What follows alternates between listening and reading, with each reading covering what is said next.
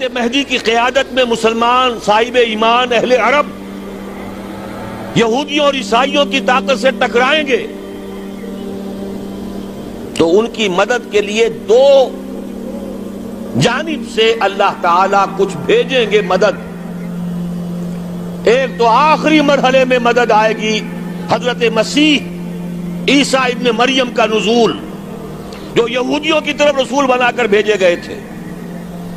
انہیں یہودیوں نے اپنے خیال میں سولی پر چڑھا دیا، لیکن اللہ نے فرمایا وما صلبوہ وما قتلوہ ولکن شبہ لہم بل رفعہ اللہ الیہ. اللہ تو اپنی طرف اٹھا کر لے گیا. اور احادیث صحیحہ جو کہ ہمارے ہاں متواترہ کے درجے میں ہیں، وہ احادیث جو صحیحین کی ہیں، ان سے ثابت ہے کہ حضرت عیسیٰ ابن مریم دوبارہ زمین پر آئیں گے. اور یہودیوں کا سب سے بڑا سرغنہ جو خود مسیح ہونے ہی کا دعویٰ کر رہا ہوگا، مسیح الدجال، اسے حضرت مسیح قتل کرے گے. لیکن ایک دوسری حدیث سے معلوم ہوتا ہے کہ مشرق سے فوجیں آئیں گی حضرت مہدی کی مدد کے لیے. یخرجون ناس من المشرق یؤدون للمہدی یعنی سلطانہ. مشرق کی طرف سے فوجیں آئیں گی کہ جو مہدی کی حکومت کو مستحکم کریں گی. خراسان کا لفظ آتا ہے ایک دوسری حدیث میں. خراسان سے سیاہ عالم چلیں گے، انہیں کوئی نہیں روک سکے گا یہاں تک کہ وہ یروشلم میں جا کر رسم ہو جائیں گے. اور حضور کے زمانے میں اچھی طرح سمجھ لیجئے، ہند کسے کہتے تھے حضور کے زمانے میں؟ پاکستان ہند میں شامل نہیں تھا. سندھ و ہند، سندھ ایک مکمل ملک تھا، ہند اس کے بعد شروع ہوتا تھا. یہ راجپوتانے کا اور تھر کا ڈیزرٹ جو ہے، اس سے آگے جو ہندوستان ہے وہ ہند تھا. یہ جو ہمارا پاکستان ہے یہ ہمیشہ ہند میں شامل نہیں رہا. حضور کے زمانے میں بالخصوص سندھ و ہند، دریائے سندھ چلا آ رہا ہے. یہ ساری ٹریبیوٹریز جو پنجاب کے اندر اس کی ہیں، یہ سب ایک علیحدہ ملک ہے جو اس زمانے میں سندھ کہلاتا تھا. اور نمبر 2 یاد کیجئے، اس زمانے میں خراسان ایک علاقہ تھا جس میں موجودہ افغانستان کا 2/3، تھوڑا سا حصہ ایران کا، اور جہاں تک میں تحقیق کر سکا ہوں آج تک پاکستان کا بھی علاقہ، خاص طور پر مالاکنڈ ڈویژن جو اس خراسان میں شامل ہے. خراسان سے سیاہ عالم چلیں گے جو جا کر یروشلم میں نصب ہوں گے. یہاں بھی ایک نقطہ نوٹ کر لیجئے، پہلے بھی یروشلم ہم سے چھینا تھا. کس نے چھینا تھا؟ عیسائیوں نے، کروسیڈرز. واپس کون لیا؟ کس نے لیا؟ عربوں میں دم نہیں تھا، عرب عیاشیوں کی وجہ سے کھوکھلے ہو چکے تھے. واپس لینے والا صلاح الدین ایوبی، کرد خون. اب دوبارہ یروشلم لیا جا چکا. چھینا کن سے گیا؟ عربوں سے. عرب واپس لے سکتے ہیں؟ کوئی اندیشہ اگر ہو سکتا تھا عراق کے بارے میں کہ شاید اس کے ایٹمک دانت نکل آئے،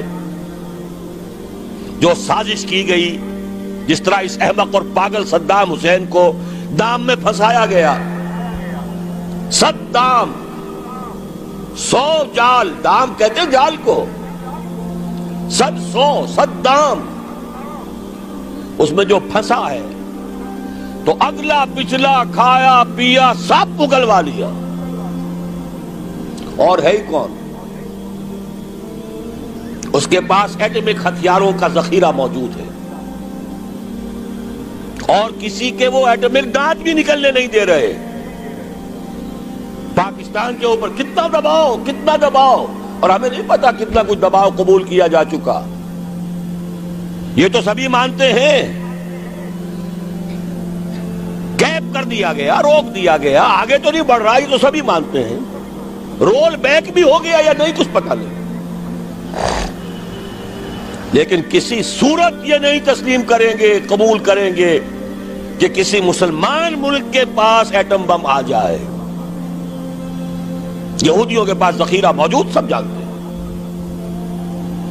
بہرحال یہ جان لیجئے اس علاقے سے امید ہوتی ہے. سندھ اور خراسان حالات بہت خراب ہیں ہمارے، اور حالات بہت خراب ہیں افغانستان کے بھی، لیکن حالات کے بدلتے اللہ تعالیٰ کی مشیت کے تحت دیر نہیں لگا کرتی. سیرت نبوی میں مجھے نظر آتا ہے سن 10 میں 10 نبوی ہجرت سے 3 سال پہلے 2.5 سال پہلے کہیں سے کوئی امید کی کرن نظر نہیں آتی تھی کہ عرب میں اسلامی حکومت قائم ہو جائے گی. 10 برس ہو چکے محمد الرسول اللہ کو دعوت دیتے ہوئے، اور ابھی تک بمشکل 125 آدمی ہے. اپنے بل پر اپنے طاقت پر مکے میں رہ بھی نہیں سکتے. کیسے ہو جائے گا؟ کہاں سے ہو جائے گا؟ میں آج پوچھتا ہوں، کوئی سر بتائے کہیں سے کوئی امید کی کرن اس وقت نظر آتی ہے؟ اس ماحول میں لے جائیے. اگلے 3 سال میں کیا ہو گیا؟ پہلے سال 6، اگلے سال 12، اس سے اگلے سال 72، اور بیعت عقبہ ثانیہ ہجرت، اور وہاں سے اب حضور کی طرف سے شروع ہو گیا انیشیٹو. تو ہم نہیں کہہ سکتے. اللہ تعالیٰ کی قدرت، اللہ کی مشیت. یہ یقین ہے کہ دنیا کے خاتمے سے پہلے نظام خلافت قائم ہوگا، اور تمام دنیا میں ہوگا. ظاہر ہے کہیں پہلے کسی ایک جگہ سے ہوگا، جیسے حضور کے زمانے میں ہوا. اگر بیک وقت پوری دنیا میں ہو سکتا تو حضور کے دست مبارک سے ہوتا. اگر حضور کے دست مبارک سے بھی ایک ملک میں ہوا، جزیرہ نماء عرب میں ہوا، پھر حضور کے امتی ہیں نا، ابو بکر ہیں، عمر ہے، عثمان ہے، صحابہ کرام کی فوجیں نکلی ہیں، امتی ہیں. امتیوں کے ہاتھوں اس کی توسیع ہوئی. اب بھی یہی ہوگا، کسی ایک علاقے میں ہوگا. میرا گمان ہے، میں یہ یقین سے نہیں کہہ سکتا.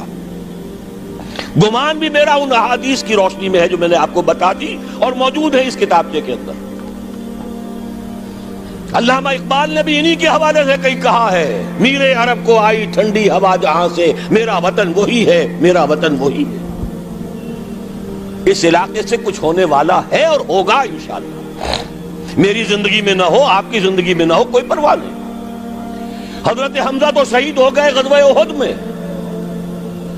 5 سال کے بعد حضور مکے میں داخل ہوئے ہیں فاتح کی حیثیت سے.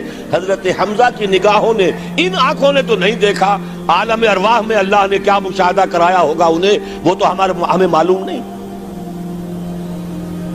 بعض صحابہ شہید کر دیے گئے مکے ہی میں. بہت بڑی کامیابی. اپنی جان لگا دیں، اپنے آپ کو کھپا دیں، اپنے آپ کو مٹا دیں. جس طرح روڑی کوٹ کر بنیادوں میں بھر دی جاتی ہے، ہماری ہڈیوں کا چورا بنا کر اور ہمارے خون کے اندر اسے گوندھ کر اگر وہاں ڈال دیا جائے، اس سے بڑی سعادت کوئی نہیں.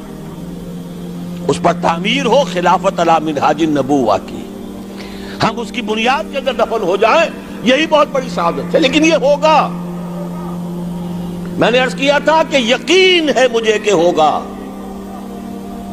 اور ہر صاحب ایمان کو یقین ہونا چاہیے کہ ہوگا. باقی یہ کہ یہ آثار ہیں اور احادیث بھی ہیں، اور 400 برس کی تاریخ بھی بتاتی ہے کہ یہیں سے ہوگا. 1000 برس تک سارے مجددین امت عالم عرب میں پیدا ہوئے. 11ویں صدی کا مجدد اعظم شیخ احمد سرہندی کہاں دفن ہے؟ سرہند میں، ہندوستان میں.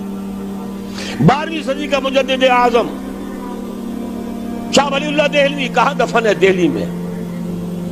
13ویں صدی کا مجدد اعظم سید احمد بریلوی، ان کی تو قبر بھی معلوم نہیں، لیکن ان کا خون جذب ہوا دریائے کنہار میں، اور ان کے سینکڑوں ساتھیوں کی لاشیں اس بالاکوٹ کے مقام پر.